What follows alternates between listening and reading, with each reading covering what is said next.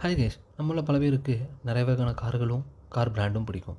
அப்படி நிறைய பேருக்கு பிடிச்ச ஒரு கார் பிராண்ட் அப்படின்னா அது ஸ்கோடா அப்படின்னு சொல்லலாம். ஸ்கோடா கார்ஸ்னு சொன்ன உடனே நம்ம நினைவுக்கு வருவது அது ஒரு ஜெர்மன் கார் அப்படிங்கிறது தான். ஆனால் அது உண்மையா? ஸ்கோடா காரோட ஆரம்பங்கிறது ஜெர்மனியிலேருந்து ஸ்டார்ட் ஆச்சா? உண்மையிலே ஸ்கோடா கார் நிறுவனம் எங்கே ஆரம்பிக்கப்பட்டது? அதோட வரலாறு என்ன அப்படிங்கிறதெல்லாம் இந்த வீடியோவில் பார்த்துடலாம் வாங்க.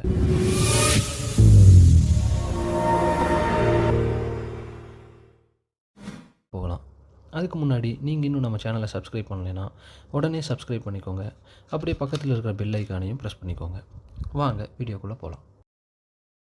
1895 செக் குடியரசு நாட்டைச் சேர்ந்த வாக்லேவ் லாரின் மற்றும் வாக்லேவ் கிளமெண்ட் என்ற 2 பேரால் சைக்கிள் தயாரித்து விற்பனை செய்யக்கூடிய நிறுவனமாக துவங்கப்பட்டது தான் ஸ்கோடா.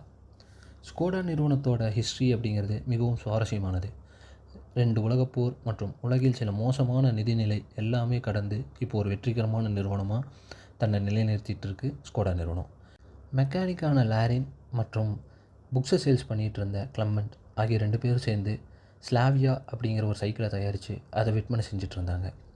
அது ஸ்கோடா நிறுவனத்தோட ஒரு வெற்றிகரமான ஆரம்பத்தை கொடுத்தது அவங்களுக்கு. அடுத்ததாக 1899 மோட்டார் சைக்கிளையும் தயாரித்து விற்பனை செஞ்சுட்டு இருந்தாங்க. அதுவும் அவங்களுக்கு நல்ல சக்ஸஸை கொடுத்தது.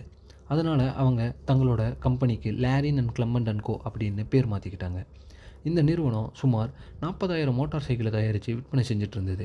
சைக்கிள் மற்றும் மோட்டார் சைக்கிள் உற்பத்தி மற்றும் விற்பனையில் நல்ல வெற்றியை கண்டதால் தங்கள் நிறுவனத்தை அவங்க நெக்ஸ்ட் லெவலுக்கு கொண்டு செல்ல நினச்சாங்க.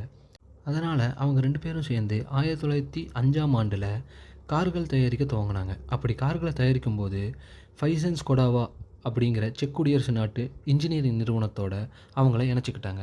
இதனால தான் இந்த நிறுவனத்திற்கு ஸ்கோடா அப்படிங்கிற பேரே வந்தது. அப்படி அவங்க தயாரித்து விற்பனை கொண்டு வந்த ஃபஸ்ட்டு காருங்கிறது ஒயிட்ரெட் ஏ அப்படிங்கிறது தான்.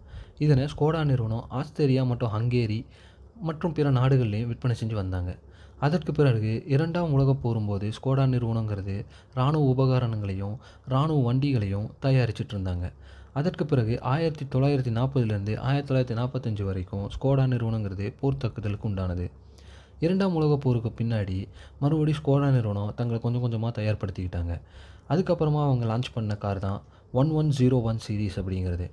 அதுக்கப்புறமா ஸ்கோடா 440, 445 ஆக்டோவியா, ஃபெசிலியா மற்றும் ஸ்கோடா 1000 அப்படிங்கிற கார்ஸ் எல்லாம் சேல்ஸ் பண்ணிகிட்டு இருந்தாங்க.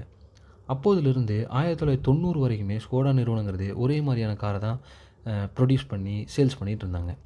இதுக்கப்புறமா 1991 வோல்க்ஸ்வாகன் நிறுவனத்தோட கை கோத்துக்கிட்டாங்க ஸ்கோடா நிறுவனம். அதுக்கப்புறமா 1996 தான் ஆக்டோவியா காரையும் 2000 ஸ்கோடா ஃபேபியா காரையும் விற்பனைக்கு கொண்டு வந்தாங்க. அதில் சக்ஸஸும் அடைஞ்சாங்க. அதுக்கப்புறமா தொடர்ச்சியாக எட்டி, சூப்பர்ப் அப்படிங்கிற தரமான கார்களை தயாரித்து தன்னை ஒரு தரமான மற்றும் வெற்றிகரமான கார் தயாரிப்பு நிறுவனமாக நிலைநிறுத்திக்கிட்டாங்க ஸ்கோடா நிறுவனம். இன்றைய நிலையில் ஸ்கோடா நிறுவனம் 100க்கும் மேற்பட்ட சர்வதேச சந்தையில் ஒரு வெற்றிகரமான கார் நிறுவனமாக இருந்துகிட்ருக்குது. இந்தியாவிலையும் ஸ்கோடா நிறுவனத்துக்குன்னு தனி ஒரு அந்தஸ்து இருக்குது.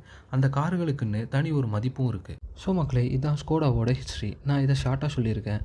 மேலும் இது போன்ற கார் மற்றும் ஆட்டோமொபைல் வீடியோஸை பார்க்கணும் அப்படின்னா உடனே நம்ம சேனலை சப்ஸ்கிரைப் பண்ணிக்கோங்க. அப்படியே வேறு எந்த கார் பற்றி பேசணும் ரிவ்யூ பண்ணணும் அப்படிங்கிறத கமெண்டில் சொல்லுங்கள். வேறு ஒரு ஆட்டோமொபைல் வீடியோவோட உங்களை நான் வந்து சந்திக்கிறேன். அது வரைக்கும் டாட்டா பாய்.